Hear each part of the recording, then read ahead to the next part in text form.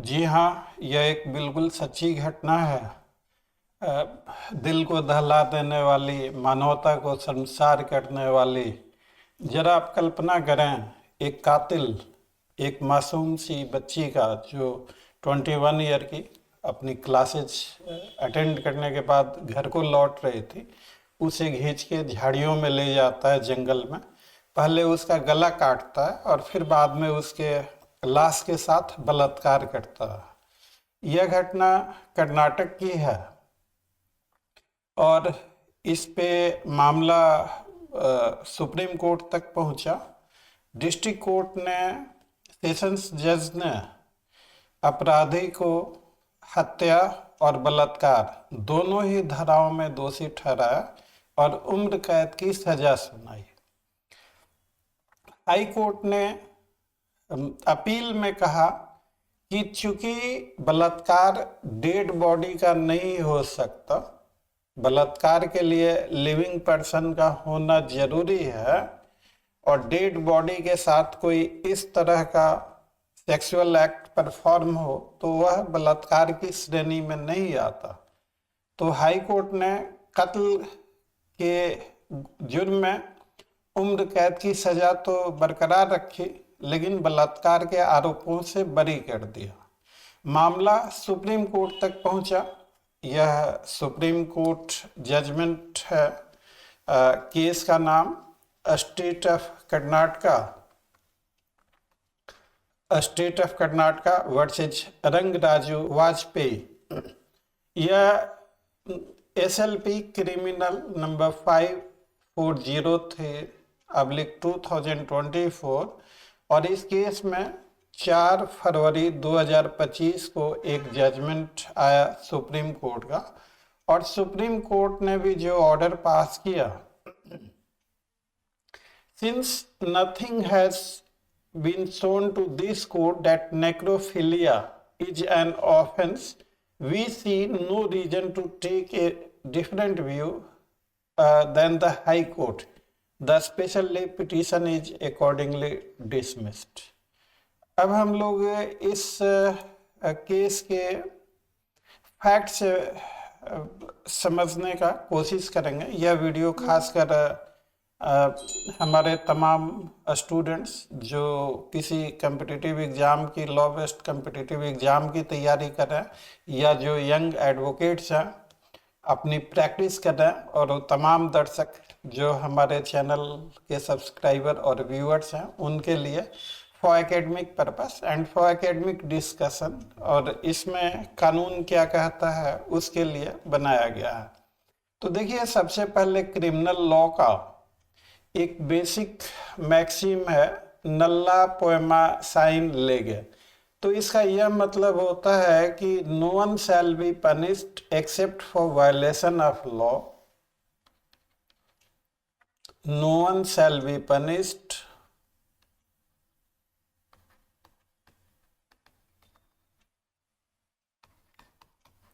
except for violation of law, and punishment cannot exceed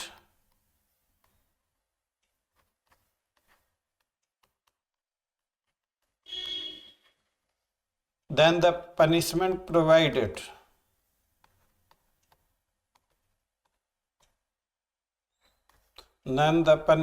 prescribed या provided। तो ये एक बेसिक लॉ ऑफ इंटरप्रिटेशन है क्रिमिनल लॉ का, और ये चीज हम लोग article 20 of constitution of India में भी देखते हैं। उसमें और भी सारी चीजें, एक्स पोस्ट फैक्टो लॉ भी है, उस पे मैं चर्चा इस वीडियो में नहीं करूंगा क्योंकि वीडियो काफी लंबी हो जाएगी। अब सवाल यह पैदा होता है कि ठीक है, नेक्रोफिलिया, नेक्रो हम लोग कॉर्प्स को कहते हैं, डेड बॉडी को, और फिलिया मतलब प्रेम। तो नेक्रोफिलिया यूज किया जाता है जब कोई किसी डेड बॉडी के साथ यौन क्रिया, शारीरिक क्रिया करता है, तो ऐसे संदर्भ में नेक्रोफिलिया शब्द का यूज किया जाता है। तो नेक्रोफिलिया स्पेसिफिकली कोई ऑफेंस नहीं है। हम लोगों ने इसी कानूनी दाव पेच, जब हम लोगों ने मथुरा रेप केस सुना था, मथुरा रेप केस के बाद जो सरकार को इंडियन पीनल कोड में रेप के कानून में बदलाव करना पड़ा था। अभी 2-3 साल पहले हम लोगों ने skin to skin contact case भी सुना था।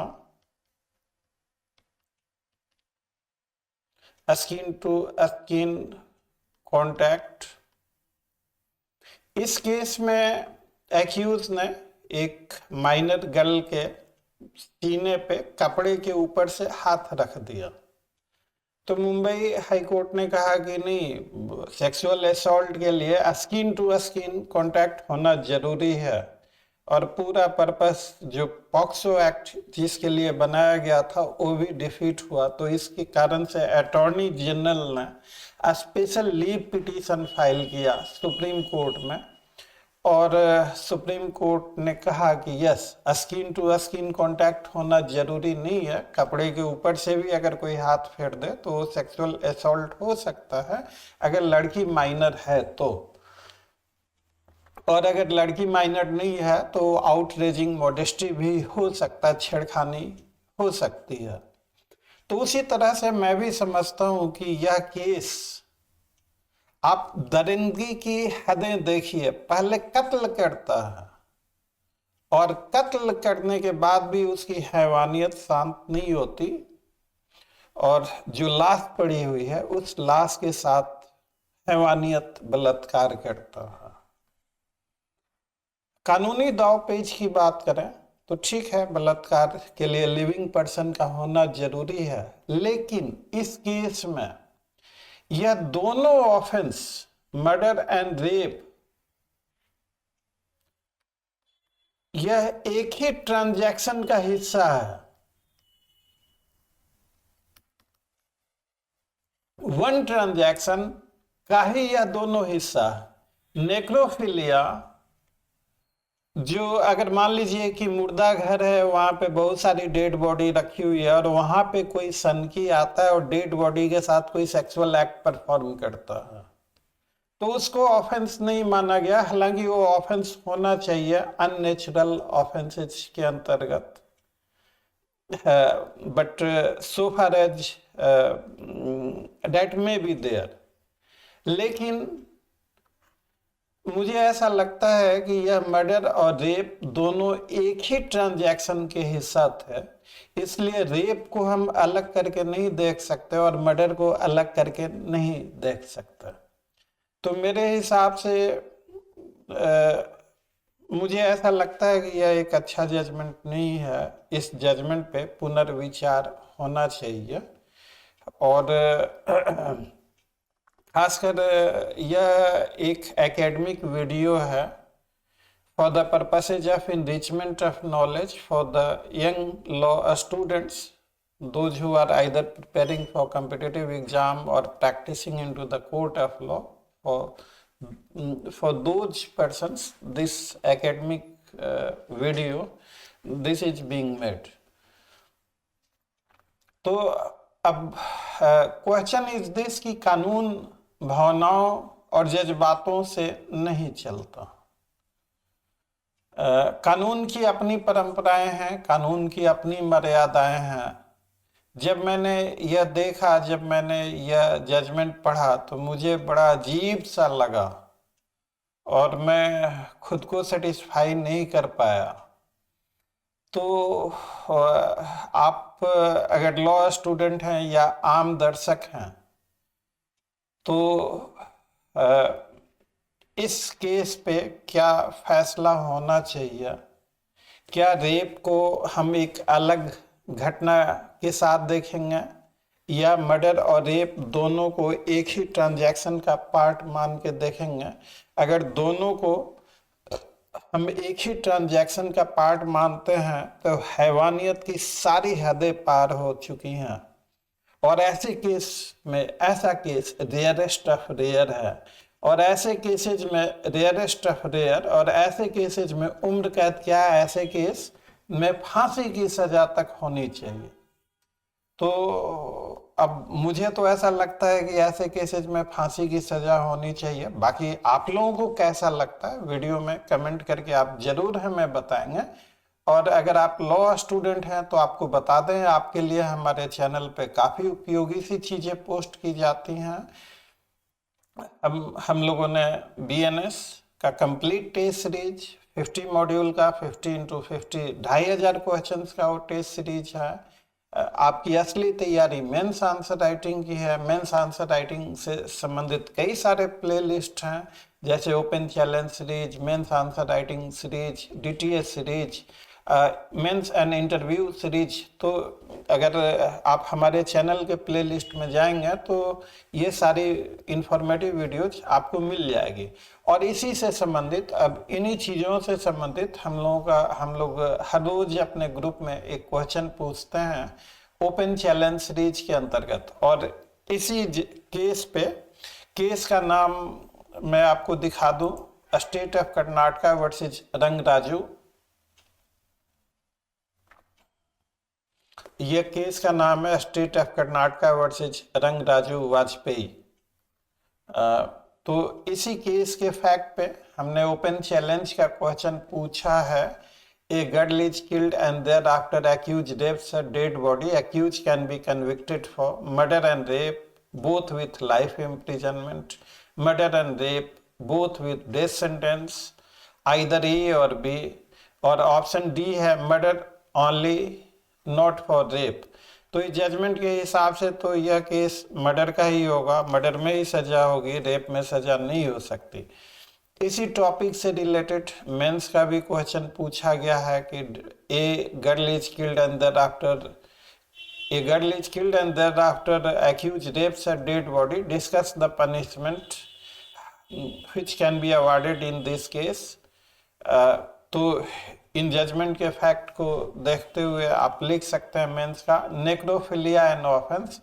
तो हमें इस केस को हम कंप्लीटली नेक्रोफिलिया नहीं कह सकते। नेक्रोफिलिया तो जैसे शमशान में मुर्दे हैं, वहां जाके डेड बॉडी के साथ कोई कुछ करे, या मॉर्चुअरी होती, मुर्दा घर होता, वहां पे कोई अगर किसी डेड बॉडी के साथ इस तरह की एक्टिविटी करे तो डेट नेक्रोफिलिया इज डिफरेंट। ये तो उसी पर्पस के लिए उसकी हत्या की गई और हत्या करने के बाद उसके साथ, अब यही देखिए, मैं सारे लॉ स्टूडेंट से अपील करना चाहूंगा कि आप लॉ जब भी पढ़ें तो पढ़ें कम, सोचे ज्यादा। ये थोड़ा अजीब सा लगता है। जीवन में आप कार्य करें, सोचे मत, लेकिन कानून में आप पढ़ें कम लेकिन सोचें ज्यादा। तो यही आप देखिए, यही केस अगर पहले रेप होता और फिर बाद में मर्डर होता तब तो बिल्कुल क्लियर था, तब तो फांसी की सजा होती होती।